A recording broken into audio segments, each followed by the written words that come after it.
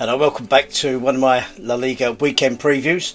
Been a hectic week. Last weekend I was out in Madrid for Friday, Saturday, Sunday and Monday, doing a whole host of games.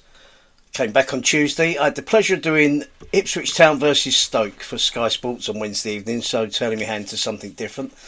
And then on the early Saturday morning, heading back out to Madrid again. Thankfully, working on the Barcelona-Osasuna game on Saturday evening, and Celta against Athletic Club on Sunday, and then we have one more week before the Christmas break. So it's been a hectic week. I managed to snag myself this last week. Not a massive fan. I'm not a massive fan of anyone in La Liga, of course. I don't have a particular team I support. I admire and respect them all, but I couldn't resist this ACDC collaboration shirt with Atletico Madrid. So I managed to buy this in the club shop in Madrid. Paid a visit to the Real Madrid club shop. My wife was particularly happy. She joined me for the trip, so she was... her heart dropped when I said I was looking for the Getafe and Rai kind of club shops as well, but obviously couldn't find them. So looking forward to this weekend. A short burst for me. Enjoyed it thoroughly last week. Some big talking moments over the weekend. Of course, the big one was Celta Vigo against Real Madrid. The win in the Bernabeu. We've had the Champions League, Europa League, Conference League in between as well. And I'm going to look at the top four again this week because it is very much a top four. Villarreal are in the mix. We're going to start with in chronological order with the top four. Atletico starts on Saturday afternoon with the early game against Valencia.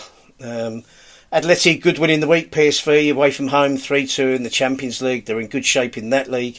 They were going great guns in La Liga and then lost the last two. So Barcelona is understandable. Disappointing loss at Athletic Club last week where they didn't really look like scoring a goal. But back to form in midweek against PSV. I did Valencia last week and I'm really disappointed with them. Carlos Corberán, they're playing against the Sevilla team who struggled to score goals. They lacked attacking ambition. There's 3 or 4 of those teams in the mix that have the same problem. A lack of attacking ambition from the coach, I think. And we do have some teams that are seriously lacking goals. So I think Valencia fall into that category. Carlos Corberán has to try something different. Is it the place to do it away from home against Atletico? No, it isn't. So I think they're not going to be filled with attacking ambition. But I still think Atleti will have too much for them. They can't afford too many more slip-ups now, Atletico Madrid. They've got to try and win the return matches against Barcelona, against Real Madrid. And they've got to hope the Villarreal slip up. So at the moment, Atleti line 4th. Their first task is to catch up. There's 9 points adrift at Barcelona, so that's a big gap again. They closed it right down, but it's opened up with 2 defeats on the trot. I think they'll get this win. I think it actually be a comfortable win. I'm not saying 3 or 4-0 or anything, but I think a 2-0 win for Atletico Madrid in this one. And then on Saturday, just after that game, is Betis against Barcelona against Osasuna. Top 4. I included Betis there. Little mistake. So Barcelona against Osasuna. Barcelona, they score goals. I mean, they made a hard work of it against Frankfurt in midweek in the Champions League. They kind of made hard work of it against Betis. Going a goal behind, going 4-1 up by half-time, classic Barcelona, 5-1 up, concede 2 goals at the end. If you're a neutral, watching Barcelona is a must at the moment. They score goals for fun, which was why I was surprised they only got the 2 against Eintracht Frankfurt.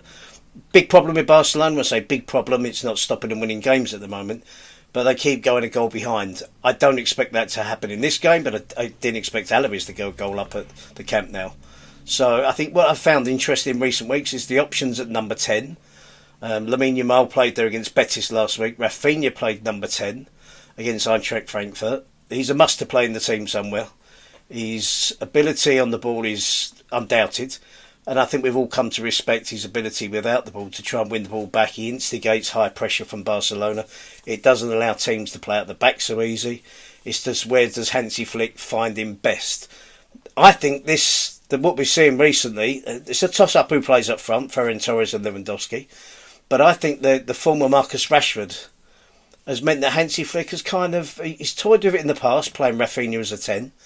But I think the former Marcus Rashford on the left means he can afford to play Rafinha as the 10, Lamine Yamal on the right, whether it's Lewandowski or Ferran Torres, they both score goals. Lovely problem for Hansi Flick to have. But going forward, that might be the best front four that Barcelona have. So If that's the case, fantastic news for Marcus Rashford. But I expect Barcelona against Osasuna. They're okay at home. That's been the pattern of their season. They're not particularly great away from home. They played well in the win against Levante on Monday evening, which I had the pleasure of doing. But I don't expect them to get anything from Barcelona. Osasuna don't have that many goals in them away from home. I expect Barcelona to score 3. Do I expect Osasuna to score 3? No, of course I don't. So a home win for Barcelona. Sunday we're going to Levante against Villarreal. And Levante have only got 1 point at home this season. Every time I do Levante or watch Levante, they're nearly a good team. Now, they're struggling. They're down right at the bottom of the league. They're in a relegation spot.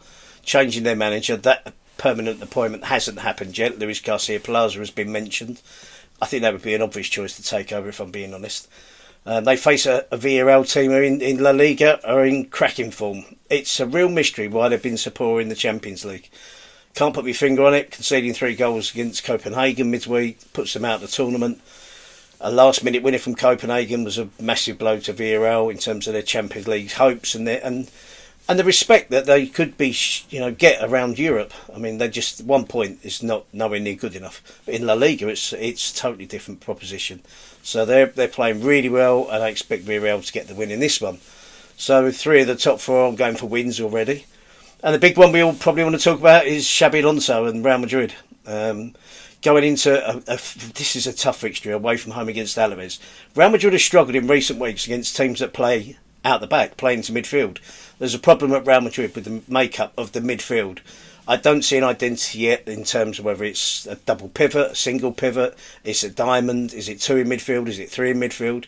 That's where the big problem for me lies with Real Madrid. Teams are finding it too easy to play out the back because there's no organised pressure from the attacking players.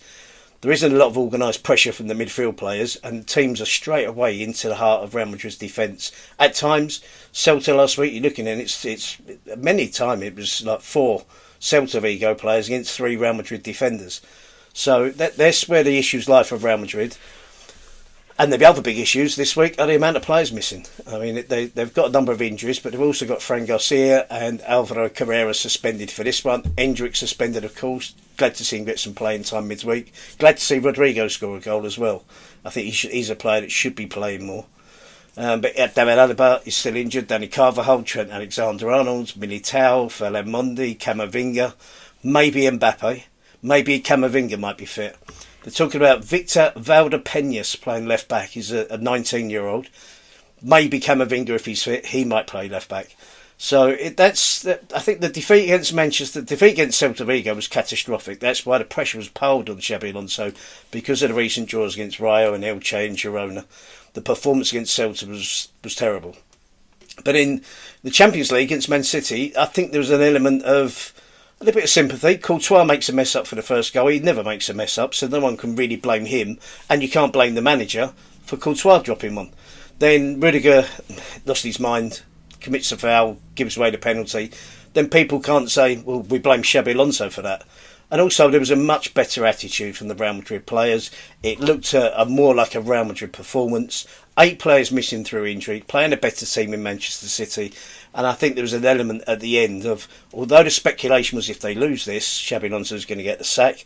I think there was an admittance at the end was that's not the game to sack a manager on. Now, Alaves away is a difficult game. It is a possibility that Alaves win this game or draw this game. Then the pressure does pile on. Sevilla is the last game before Christmas at home. They do have a game in midweek in the Copa del Rey against lower league opposition. Are we going to see a turnaround? I hope so. I don't want to see Real Madrid. It's been a long time since they've been that club that keeps sacking managers. Ancelotti and Zidane have had the longest periods. Lopetegui didn't last long. Rafa Benitez didn't last long. Is Xabi Alonso going to be following up on what they did, or is he going to be there for the long haul? I hope. It's a younger squad than normal. Loads of injuries, which doesn't help him, and playing away from home at Alaves. Alaves will really be up for this. I mean, they've got a couple of strikers in Lucas Boye, Tony Martinez, and Mariano Diaz. That would just be is it in the script that Mariano Diaz, who didn't want to leave Real Madrid, never played for Real Madrid, comes back to haunt them? Antonio Blanco is another good player in midfield who used to be at Real Madrid. Alaves used to play on Friday night, or Monday night, or early Saturday, or early Sunday. To be playing in the big game on Sunday night against Real Madrid in front of their own supporters, tell you what, they're really going to be up for the challenge. So that's a game to look out for this week out of the top four. I'm going to do another post in a minute about the rest of the action, but that's looking at the top four this week, the high flyers. Catch me up soon. Catch you again soon, and don't forget to subscribe to Analista de la Liga with me, Terry Gibson, and speak to you soon.